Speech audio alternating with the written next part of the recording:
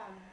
Out of the three of us, Miranda had almost always been the sweetie to August, hugging him and playing with him long after Ella and I had moved on to playing something else.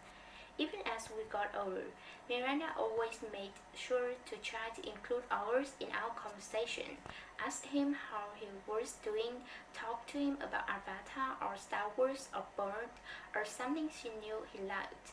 It was Miranda who had given Augie the astronaut helmet he wore practically every day of the year when he was 5 or 6. She would call him Major Tom and they would sing Space Oddity by David Bowie together. It was their little thing. They knew all the words that and would blast it on the iPod and sing the song out loud. Since Miranda's always been really good about calling us as soon as he got home from summer camp, I was a little surprised when I didn't hear from her. I even texted her and she didn't reply. I figured maybe she had ended up staying in the camp longer now that she was a counselor. Maybe she met a cute guy. Then I realized from her Facebook word that she'd actually been back home for a full 2 weeks, so I sent her an IM and we chatted all a bit, but she didn't give me a reason for not calling, which I thought were bizarre. Miranda had always been a little flaky, so I figured that is all it was. We made plans to meet downtown, but then I had to cancel because we were driving out to visit Tata and Papa for the weekend. So I ended up not seeing either Miranda or Ella until the first day of the school, and I have to admit, I was shocked. Miranda looked so different. Her hair was cut in this super cute bob that she dyed bright pink, of all things, and she was wearing a striped teal top that A seemed way inappropriate for school and B was totally not her usual style. Miranda had always been such a prude about clothes, and here she was all pink-haired and teal-topped. But it wasn't just the way she looked as that was different. She was acting differently too. I can say she wasn't nice because she was, but she seemed kind of distant, like I was a casual friend. It was the weirdest thing in the world. At lunch, the three of us sat together like we always used to, but the dynamics had shifted. It was obvious to me that Ella and Miranda had gotten together a few times during the summer without me, though they never actually said that. I pretended not to be at all upset while we talked, though I could feel my face getting hard, my smile being fake. Although Ella wasn't as over the top as Miranda, I noticed a change in her usual style too. It's like they had talked to each other beforehand about redoing their image at the new school, but hadn't bothered to include me in. I admit, I had always thought I was above this kind of typical teenage pettiness, but I felt a lump in my throat throughout lunch. My voice quivered as I said see you later when the bell rang. After school. I hear we're driving you home today. It was Miranda in 8th period. She had just sat down at the desk right behind me. I had forgotten that Mom had called Miranda's mother the night before to ask if she could drive me home from school.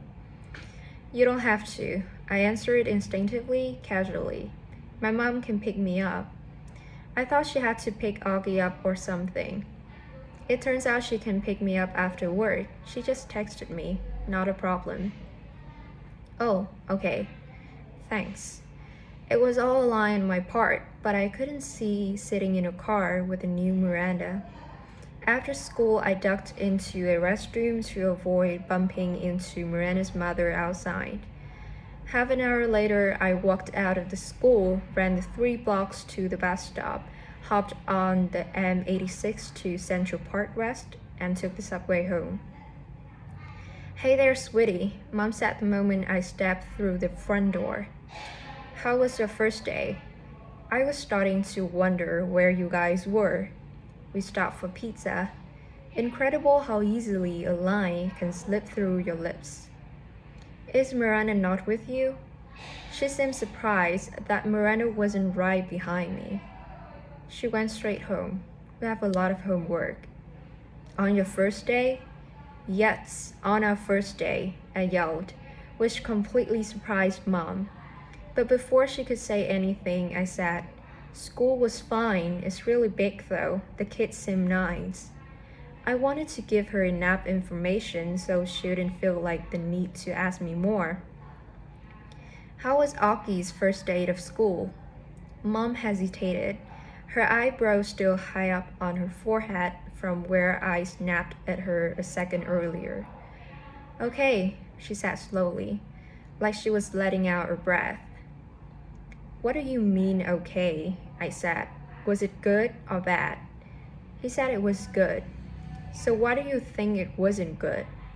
I didn't say it wasn't good. Geez, Via, what's up with you? Just forget I asked anything at all, I answered, and stormed dramatically into Augie's room and slammed the door. He was on his PlayStation and didn't even look up. I hated how zombified his video games made him. So how was school? I said, scooching Daisy over so I could sit on his bed next to him. Fine, he answered, still not looking up from his game. Augie, I'm talking to you. I pulled the PlayStation out of his hands. Hey, he said angrily. How was school? I said fine, he yelled back, grabbing the PlayStation back from me. Were people nice to you? Yes. No one was mean. He put the PlayStation down and looked up at me as if I had just asked the dumbest question in the world. Why would people be mean? He said. It was the first time in his life that I heard him be sarcastic like that. I didn't think he had it in him. The battle was by the dust. I am not sure at what point that night Ozzy had cut off his Padawan breath or why was that made me really mad. I had on the way found his obsession with everything Star Wars kind of risky, and that breath in the back of his hair with its little bits were just awful. But he had always been so proud of it, of how long it took him to grow it, of how he had chosen the beat himself in a craft store in Soho. He and Christopher, his best friend, used to play wild lightsaber and Star Wars stuff whenever they got together, and they had both started growing their breath at the same time. When August cut his breath off that night, without an explanation, without telling me beforehand, which was surprising, or even calling Christopher, I was just so upset. I can't even explain why. I have seen Augie brushing his hair in the bathroom mirror. He meticulously tried to get every hair in place. He had to look at himself from different angles, like there's some magic perspective inside the mirror that could change the dimension of his face. Mom knocked on my door after dinner. She looked red, and I realized that between me and Augie, today had been a tough day for her too. So you want to tell me what's up? He asked lightly, softly. Not now, okay? I answered. I was reading where I was tired. Maybe later I would be up to telling her about Miranda, but not now. I will check in before you go to bed, she said, and then she came over and kissed me on the top of my head. Can Daisy sleep with me tonight? Sure, I will bring her in later. Don't forget to come back, I said as she left. I promised, but she didn't come back that night. Dad did. He told me Augie had a bad first day and Mom was helping him through it. He asked me how my day had gone and I told him fine. He said he didn't believe me for a second, and I told him Miranda and Era were acting like just. I didn't mention how I took the subway home by myself, so he said nothing that's friendship night high school, and then proceeded to poke fun at the fact that I was reading War and Peace. Not real fun, of course. Sinai had heard him brag to people that he had a 15-year-old. who is reading Tolstoy, but he liked to read me about where I was in the book, in the war part or in the peace part, and if there was anything in there about Napoleon days as a hip-hop dancer. It was serious stuff, but that always managed to make everyone laugh, and sometimes that is all you need to feel better. Don't be mad at Mom, he said as he bent down to give me a good night kiss. You know how much she worried about Ozzy. I know, I acknowledged once the night on or off. It's getting kind of late, he said, pausing by the line, squeezed at the door. Can you bring Daisy in first? 2 seconds later, he came back with Daisy dangling in his arms, and he laid her down next to me on the bed. Good night, sweetheart, he said, kissing my forehead. He kissed Daisy on her forehead too. Good night, girlie, sweet dream. An apparition at the door. Once I got up in the middle of the night because I was thirsty, and I saw Mom standing outside Augie's room. Her hand was on the doorknob, her forehead leaning on the door, which was ajar. She wasn't going in his room or stepping out, just standing right outside the door, as if she was listening to the sound of his breathing as he slept. The hallway lights were out. The only thing illuminating her was blue nightlight in August's bedroom. She looked ghost-like, standing there, or maybe I should say angelic. I tried to walk back into my room without disturbing her, but she heard me and walked over to me. Is Augie okay? I asked. I knew that sometimes he would wake up choking on his own saliva if he accidentally turned over on his back. Oh, he's fine, she said, wrapping her arms around me. She walked me back into my room, pulled the covers over me, and kissed me goodnight. She never explained why she was doing outside his door, and I never asked. I wonder how many nights she stood outside his door, and I wonder if she's ever stood outside my door like that. Breakfast. Can you pick me up from school today? I said the next morning, smearing some cream cheese on my bagel. Mom was making August lunch, American cheese on whole wheat bread, soft enough for Augie to eat, while August sat eating oatmeal at the table. Dad was getting ready to go to work. Now that I was in high school, the new school routine was going to be that Dad and I would take the subway together in the morning, which means he's having to leave 15 minutes earlier than usual. Then I would get off at my stop and he would keep going, and Mom was going to pick me up after school in the car. I was going to call Miranda's mother to see if she could drive you home again, Mom answered. No, Mom, I said quickly. You pick me up or I will just take the subway. You know I don't want you to take the subway by yourself yet, she answered. Mom, I'm 15. Everybody my age takes the subway by themselves. She can take the subway home, said Dad from the other room, adjusting his tie as he stepped into the kitchen. Why can't Miranda's mother just pick her up again? Mom argued with him. She's old enough to take the subway by herself, Dad insisted. Mom looked at both of us. Is something going on? She didn't address her question to either the one of us in particular. You would know if you had come back to check on me, I said spitefully, like you said you would.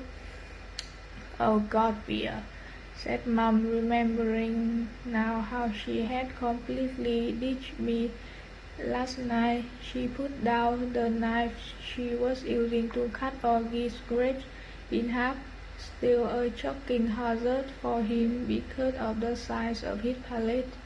I'm so sorry. I fell asleep in Augie's room by the time I woke up.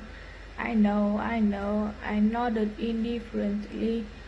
Mom came over, put her hands on my cheeks, and lifted my face to look at her. I'm really, really sorry, she whispered. I could tell she was. It's okay, I said. Mom is fine. This time I mean it. She looked so genuinely sorry. I just wanted to let her off the hook. She kissed and hugged me, then returned to the grave. So, is something going on with Miranda? She asked. Just that she's acting like a complete jerk, I said. Miranda's not a jerk. Augie quickly chimed in. She can be, I yelled. Believe me. Okay then, I'll pick you up, no problem. Mom said, decisively sweeping the half-grapes into a snack bag with the size of her knife. That's what the plan all along anyway. I'll pick Augie up from school in the car and then we'll pick you up. We'll probably get there about 3:45. No, I said firmly, before she would even finish. Isabel, she can take the subway, said Dad impatiently. She's a big girl now. She's reading War and Peace, for crying out loud. What does War and Peace have to with anything? Answered Mom, clearly annoyed. It means you don't have to pick her up in the car like she's a little girl, he said sternly. Are you ready? Get your bag and let's go. I'm ready, I said, pulling on my backpack. Bye, Mom. Bye, Augie. I kissed them both quickly and headed toward the door. Do you even have a Metro card? Mom said after me. Of course she has a Metro card, answered Dad, fully exasperated. Geez, Mona, stop worrying so much. Bye, he said, kissing her on the cheek. Bye, big boy, he said to August, kissing on the top of his head. I'm proud of you. Have a good day. Bye, Daddy. You too. Dad and I jogged down the stoop stairs and headed down the block. Call me after school before you get on the subway. Mom yelled at me in front of the window. I didn't even turn around but waved my hand at her so she would know I heard her. Dad did turn around, walking backward for a few steps. War and Peace, Isabel, he called out, smiling, and he pointed at me. War and Peace. Chapter 42 Genetics 101. Both sides of Dad's family were Jews from Russia and Poland. Papa's grandparents fled the pogroms and ended up in New York City at the turn of the century. Tata's parents fled the Nazis and ended up in Argentina in the 40s. Papa and Tata met at a dance on the Lower East Side while she was in town visiting a cousin. They got married, moved to Bayside, and had Dad and Uncle Ben. Mom's side of the family is from Brazil, except for her mother, my beautiful grands, and her dad, Augusto, who died before I was born. The rest of Mom's family, all her glamour aunts, uncles, and cousins, still live in Alto Lebanon, a rich suburb south of Rio. Grant and Augusto moved to Boston in the early 60s and had Mom and Aunt Kate, who's married to Uncle Porter. Mom and Dad met at Brown University and have been together ever since. Isabel and Nate, like two peas in a pod, they moved to New York right after college, had me a few years later. They moved to a brick townhouse in North River Heights, the hippie stroller capital of Upper Manhattan, when I was about a year old. Not one person in the exotic mix of my family gene pool had ever shown any obvious sign of having what August has. At the port of a grainy sapphire pictures long-dead relative in babushkas, black and white snapshots of distant cousins in crisp white linen suits, soldiers in uniform, ladies with beehive hairdos, Polaroids of bell-bottomed teenagers and long-haired hippies, and not once have I been able to detect even the slightest trace of August's face in their faces. Not a one. But after August was born, my parents underwent genetic counseling.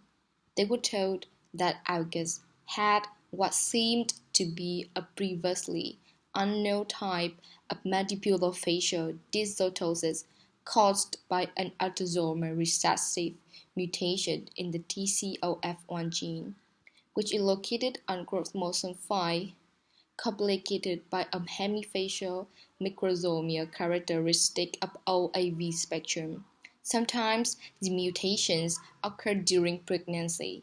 Sometimes they are inherited from one parent carrying the dominant gene. Sometimes they are caused by the interaction of many genes, possibly in combination with environmental factors. This is called multifactorial inheritance.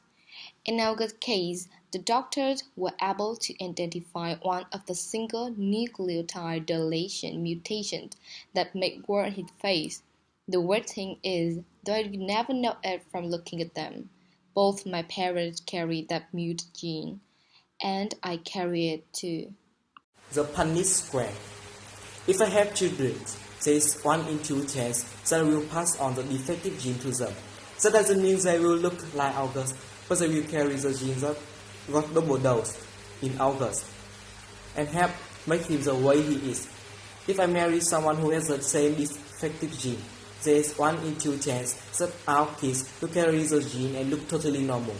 A 1 in 4 chance that our kids will not carry the gene at all, and a 1 in 4 chance that our kids will look like August. If August had children with someone who doesn't have a trace of the gene, there is 100% probability that their kids will inherit the gene, but a 0% that their kids will have double dose of it, like August. Which means they will carry the gene no matter what, but they look totally normal. If he marries someone who has the gene, their kids will have the same odds as my kids. This only explains the part of August explainable. That other part of his genetic makeup that's not inherit, but just incredibly bad luck. Countless doctors have drawn little tic-tac-toe quizzes for my parents over the years to try to explain the genetic lottery to them. Geneticists use the Punnett squares to determine inheritance, recessive and dominant genes, probabilities and chances. But for all they know, there's more they don't know. They can try to forecast the odds, but they can't guarantee them. They use terms like germline mosaicism, chromosome rearrangement, or delayed mutation to explain why their science is not exact science. I actually like how doctors talk. I like the sound of science.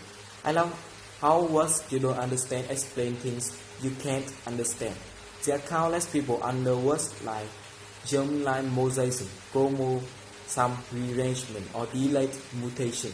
Countless babies who will never be born, like mine. Out with the old, Miranda and Ella blasted off. They attached themselves to a new crowd destined for high school glory. After a week of painful lunches where they would talk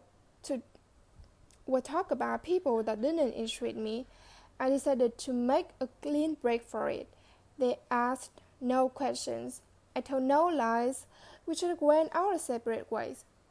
I didn't even mind after a while. I stopped going to lunch for about a week, though, to make the transition easier, to avoid the fake, "Oh, shoot, there's no room for you at the table, Olivia." It was easier just to go to the library and read. I finished War and Peace in October. It was amazing. People think it's such a hard read, but it's really a soap opera with lots of characters. People falling in love, fighting for love, dying for love. I want to be in love like that someday. I want my husband to love me the way Prince Andrei loved Natasha. I ended up hanging out with a girl named Anina, who I know from my days at Pier 22, though we got to different middle schools. Anina had always been a real smart girl, a little bit a crybaby back then, but nice. I never realized how funny she was. not laugh out loud daddy funny, but full of great quips. She never knew how light-hearted I could be, and I guess, had always been under the impression that I was very serious. And as it turns out, she never liked Miranda and Ella. She thought they were stuck up. I gained entry through Enino to a smart kids table at lunch. It was a larger group that I'd been accustomed to hanging out with, in a more diverse crowd. It included Enino's boyfriend, Kevin, who would definitely become class president someday, a few techie guys, girls like Enino who were members of the yearbook committee and the debate club, and a quiet guy named Justin who had small round glasses and played the violin, who I had an instant crush on. When I see Miranda and Ella, who were now hanging out with the super popular set, we say, "Hey, what's up?" and move on. Occasionally, Miranda would ask me how August were doing, and then say, "Tell him I say hello." This I never did, not by Miranda, but because August was in his own world this day. There were times at home that we never crossed paths. Chapter 45, October 31. Grant had died the night before Halloween. Since then, even though it's been 4 years, this has always been a sad time for me and for my mom, though she doesn't always say it. Instead, she immersed herself in getting August's costume ready. Since we all know Halloween is his favorite time of year, this year was so different. August really wanted to be a Star Wars character called Boba Fett, so Mom looked for a Boba Fett costume in August's size, which, strangely enough, was out of stock everywhere. She went to every online store, found a few on eBay that were going for an outrageous amount, and finally ends up buying a Jungle Fell costume that she then converted into a Boba Fett costume by painting it green.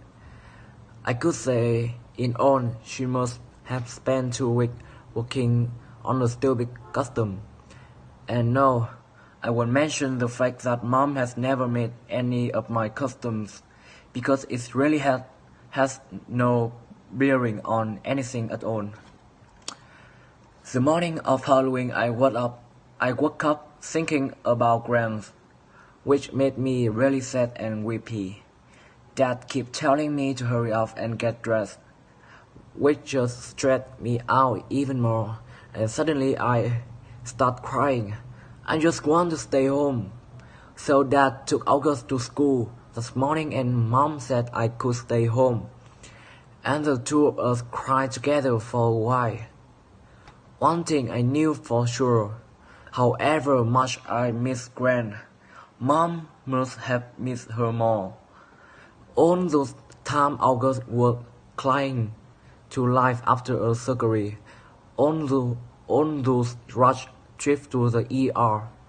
Grant had always been there for Mom. It felt good to cry with Mom, for both of us.